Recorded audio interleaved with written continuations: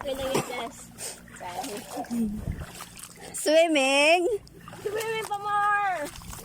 Sobrang lalim. So, parang nasa dagat na to. Yes, ah. Patay sa dagat. Ang lalim, no?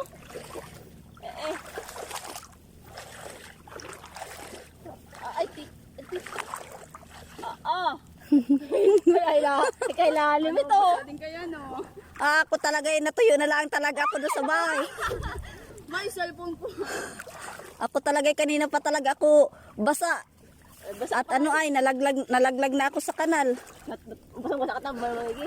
Oo, ganito rin. Basta yung buong katawan.